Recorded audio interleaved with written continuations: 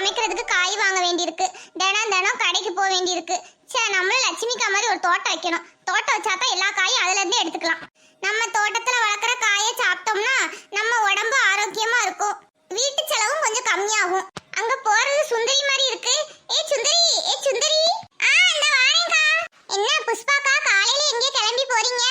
ஆமாமா, இந்த காய் வாங்குறதுக்கு தான் கடைக்கு போறேன். தினம் தினம் என்ன சமையல் செய்யனே தெரிய மாட்டேங்கி. அதனால சரி, ஒரு காய் என்ன காய் இருக்கோ அதை பார்த்துட்டு வாங்கிட்டு வந்து ஒரு 4-5 கூட்டம் வைக்க வேண்டியதான். ஏக்கா, நானும் கடைக்கு தான் போய்கிட்டு இருக்கேன். வாங்க, நம்ம 2 பேரும் சேர்ந்து போவோம். சரிம்மா, போவோம். காலையில சீக்கிரமா எந்திரிச்சு கோலம் போட்டு முடிக்கிறதுக்குள்ள போதும் ஆகுது. ஓய் சின்ன பொண்ணே, குனிஞ்சு என்ன செஞ்சிட்டு இருக்க? வாங்க புஷ்பாக்கா, வாங்க. குனிஞ்சு என்ன செய்வாங்க? காலங்காத்தால கோலம் தான் போட்டுட்டு இருக்கேன். ஏடி, கோலம் போடுறியா? கோலம் ஒன்னத்தையும் காணோம். இப்பதான் புள்ளி வைக்கலாம்னு நினைச்சேன். என்ன கோலம் போடலாம்னு யோசிச்சுட்டு இருக்கேன். அதான் யூடியூப்ல எதுவும் இருக்கா என்ன ஏதுன்னு பாப்போம்னு நினைச்சேன். நீங்க கூப்பிட்டீங்க. ஏடி, என்னடி சொல்ற? கோலம் போடுறத போனை பார்த்து போட்டுட்டு இருக்கியா? என்னடி சொல்லிக்கிட்டு இருக்க? சமையல் பண்றதுக்கும் போனுங்க, கோலம் போடுறதுக்கும் போனுங்க. விட்டா வீடு தூக்குறது எப்படி, பாத்திரம் விளக்குறது எப்படி, துணி துவைக்கிறது எப்படி, எல்லாத்துக்கும் போன் போலையே. பின்ன நமக்கு ஒரு விவரம் தெரியலனா அந்த போன் கிட்ட தானே கேட்க வேண்டியிருக்கு. ஆமா புஷ்பாக்கா, எனக்கும் எந்த சந்தேகம்னாலும் நான் உடனே போனை எடுத்து தான் பாப்பேன்.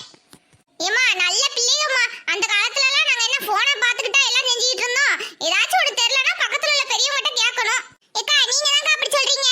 எங்க அத்தை கிட்ட ஏதாச்சும் வேணும், அது செய்யணும், இது செய்யணும், ஏதாவது சொல்லி கொடுங்கன்னு கேட்டா போதும். ஏமா, அதான் போன் இருக்குல்ல, போனை பார்த்து கத்துக்கோங்க. அட கொடுமையே, அப்படி சொல்றாங்க. அவ மாமியாராச்சு பரவாயில்லக்கா.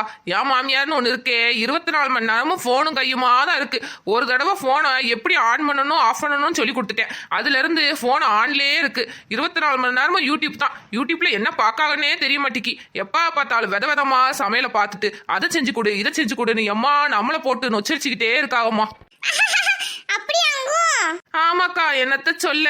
அதுல புதுசா வர என்னென்னமோ குழம்பு வைக்கிறாங்க. அப்பள குழம்புக்காக, வடை குழம்புக்காக, என்னென்ன குழம்போ செய்யறாங்க.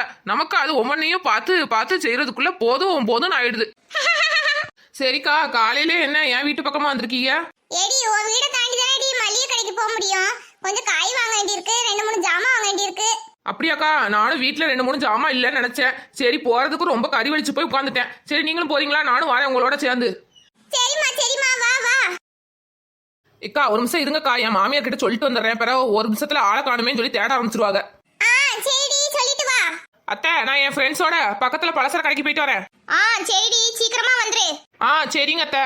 இக்கா, சொல்லிட்டேன், வாங்க போலாம். போலாம்மா, போலாம். பிள்ளைங்களா, ஒரு நிமிஷம் நில்லுங்க பிள்ளைங்களா. மனசாவையும் கூட்டிட்டு போயிருவோம். பாவம், அந்த பிள்ளைங்க காய் வாங்காம இருப்பல்ல, நம்ம கூட தானே சேர்ந்து சுத்திக்கிட்டு இருக்கா. அவளையும் கூட்டிட்டு போவோம். இக்கா, உங்களுக்கு விவரமே தெரியலக்கா.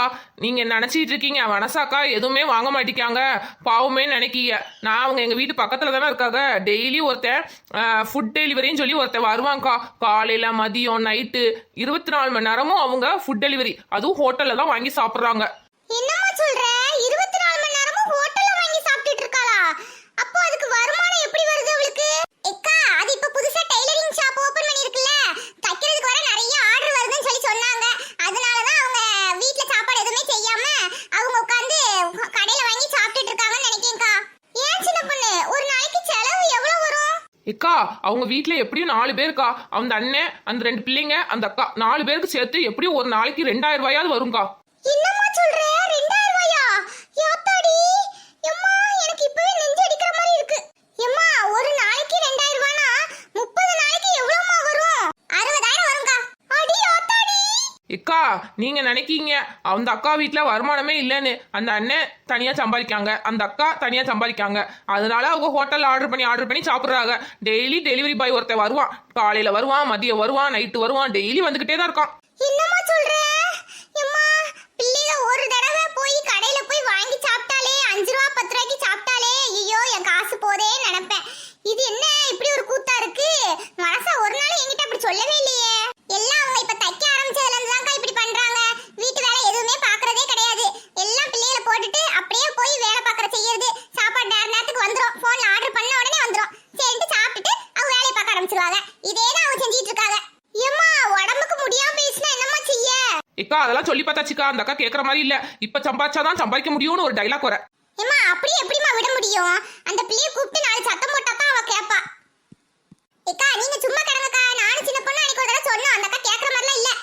சரி அவங்க வீட்டு கதையை பத்தி பேச வேண்டாம், வாங்க நம்ம வீட்டுக்கு போவோம். காய் வாங்கிட்டு சீக்கிரமா போகணும். சமையல் பண்ணா தான் அடுத்தடுத்து பிள்ளைகளை ஸ்கூலுக்கு கிளப்பி அனுப்ப முடியும். ஆமாக்கா வாங்க போவோம். வாய் பேன் பறந்துட்டே இருக்காதீங்க.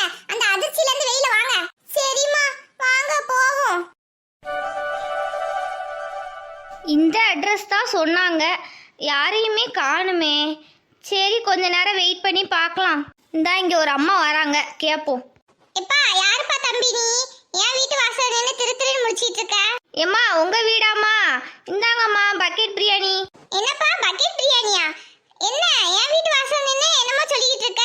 என்னது இது? ஏம்மா உங்கள் வீட்டுக்கு தான் ஆர்டர் பண்ணியிருக்காங்க, ஃபுட் டெலிவரியிலேருந்து வந்திருக்கேன். என்னது என் வீட்ல இருந்து ஃபுட் டெலிவரிக்கு ஆர்டர் பண்ணிருக்காங்களா? அது யார் பண்ணது? ஏம்மா அதெல்லாம் எனக்கு தெரியாதும்மா, இந்தாங்க பிடிங்க. எல்லாம் இந்த சுசீலா கழுதையா தான் இருக்கும். எப்பா ஒரு நிமிஷம் இங்க நில்லு, இந்த உள்ள போயிட்டு வரேன். என்ன இந்த அம்மா போயிடுச்சு, வாங்கிட்டு போனால் நான் அடுத்த வேலைக்கு போவேன். ஐயோ ஐயோ எவ்வளோ நேரம் தான் நிற்க.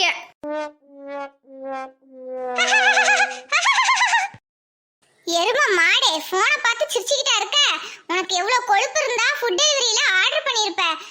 சாப்பாட்டுக்கு வழி இல்லாம ஆடி இருக்கும். இரு 4 மிதி மிதிக்கிறேன். ஓய் போச பாரு, கால் மேல கால் நீட்டிக்கிட்டு போனை பார்த்துக்கிட்டு. என்ன கொழுப்பு இருக்கும் உனக்கு? இரு ஸ்கேல் எடுத்துட்டு வரேன். ஏய் எந்திடி. என்னம்மா கூப்பிட்டீங்க? ஏடி பெத்த தாய் முன்னாடி கால் மேல கால் நீட்டி வர உட்கார்ந்திருக்கியா? உனக்கு எவ்வளவு கொழுப்பு இருக்கும்? இருடி உடைய 4 மிதி மிதிக்க.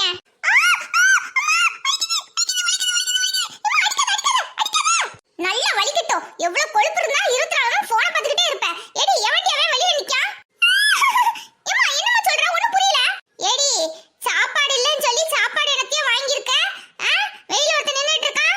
ஏம்மா என்னம்மா சொல்ற? உண்மைக்குமே எனக்கு ஒண்ணுமே தெரியாதும்மா, என்னை விட்டுருமா. பொய் சொல்லாதடி எரும மாடே. எவ்வளவுக்கு ஆர்டர் பண்ண சொல்லு, எவ்வளவு ஆர்டர் பண்ண? ஏம்மா நீ சொல்றதே எனக்கு புரியலம்மா. ஏம்மா என்னம்மா விட்டுருமா. மாமா காலை கூட கீழ இறக்கி போட்டுறேம்மா. ஏம்மா வலிக்குதுமா வலிக்குதுமா வலிக்குதுமா. எம்மா நிப்பட்டு. ஏடி உனக்கு எவ்வளவு கொழுப்பு இருக்கும்? உங்க அப்பா நாயா பேயா கஷ்டப்பட்டு வேலை பார்த்து சம்பாரிச்சு கொடுக்காரு. நான் உனக்கு இங்க மாடு மாதிரி சமைச்சு போடுறேன். அது மட்டும் இல்லாம நீ வெளியில ஃபுட் டெலிவரின்னு சொல்லி என்னத்தையும் ஆர்டர் பண்ணி திங்குற. அந்த அளவுக்கு நீ பெரிய மனுஷி ஆயிட்டியோ? எவ்வளவு கொழுப்பு இருக்கும் உனக்கு. எம்மா நீ சொல்றது எதுவுமே எனக்கு புரியல. வா வெளியில போய் யார் வந்திருக்கான்னு போய் பாப்போம். நீயே வந்து கேட்டு தெரிஞ்சுக்கோ. உண்மையிலே நான் சத்தியமா சொல்றேம்மா, நான் ஃபுட் டெலிவரி ஆர்டர் பண்ணவே இல்லை. சரி வா வெளியில போய் பாப்போம் வா. போ போ, அப்ப தெரியும் உனக்கு. ஏம்மா இந்தாங்கம்மா பிடிங்கம்மா, எனக்கு அடுத்தடுத்து வேலை இருக்கு. எப்பா தம்பி, இந்த சாப்பாடை நாங்க ஆர்டர் பண்ணல, எடுத்துட்டு போ. ஏம்மா புஷ்பாங்கிற பேருக்கு தாம்மா வந்திருக்கு. எம்மா என்னைய பார்த்து எதுக்குமா முறைக்கிற? என்ன கொஞ்சம் தெளிவா சொல்லுங்கண்ணே, எந்த புஷ்பா? ஏம்மா 4வது மேட்டு தெரு புஷ்பா வீடு இதானம்மா? ஆமாண்ணே இந்த வீடு தான். என்னே நாங்கலாம் ஆர்டர் பண்ணலனே. ஏம்மா விளையாடாதீங்கம்மா, மரியாதையை வாங்கிக்கோங்க. என்னே ஆர்டர் பண்ணது யாருண்ணே? ஏம்மா மேரிங்கிறவங்க ஆர்டர் பண்ணியிருக்காங்க. என்னப்பா தம்பி சொல்ற? மேரியா? மேரி என் தம்பி பொண்டாட்டி தான். இரு ஒரு நிமிஷம் ஃபோன் பண்ணி கேட்டு சொல்றேன்.